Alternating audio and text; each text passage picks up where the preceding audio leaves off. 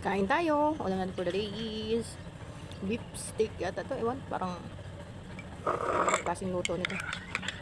Ulam to galing sa party, Christmas party ng ate ko.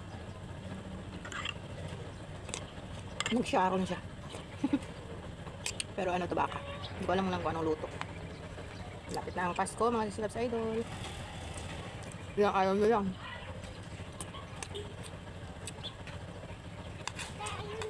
Ay nako, iwan ko sa'yo. Tapos lang. Sabi mo ano?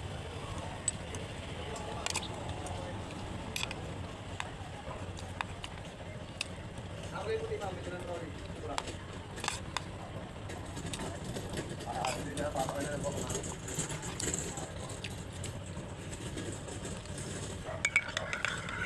Tapos lang.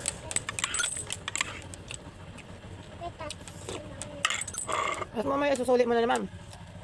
Ayan din lang. Naiinis ba ako pag ganyan yung binili na tapos susuli-suli pa. Kasi keso mo ayaw daw ganito. Bago ko naman sa kanila inano, sinashare ko, yan ba talaga?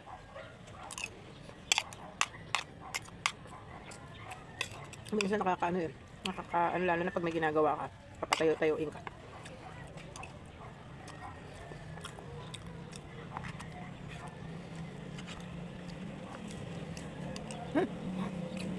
Medyo maalat ito. Ito. Crispy na yata ito. Maalat siya. Ito masarap.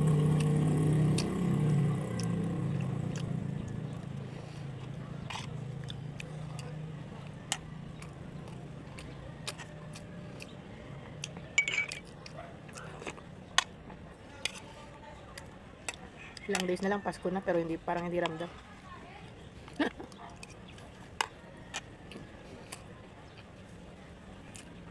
Hindi katulad sa atin dati, no? Pag malapit na yung Pasko, excited na excited. Sobrang busy ng mga tao. Namimili na ng mga susuotin. Mga kabunggahan ng handa. Ngayon parang nadaan na lang. Lalo na po, walang pambili.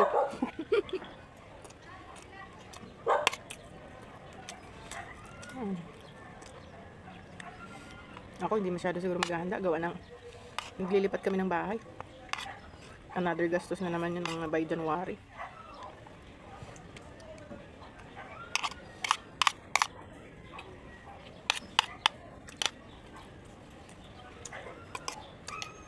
Gahanap pa nga ako ano, available kung saan pwede makalipat. Binenta na kasi yung ano, yung inuupahan namin. Parang i-renovate daw ng nakabili.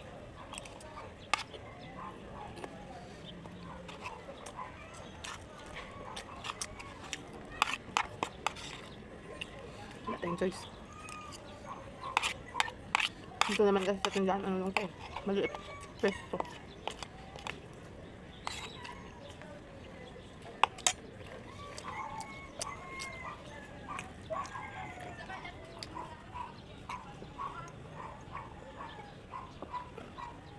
So, thank you for watching guys. See you in my next vlog. Bye bye. Pa-like and share para sa pahula natin for today. Bye bye.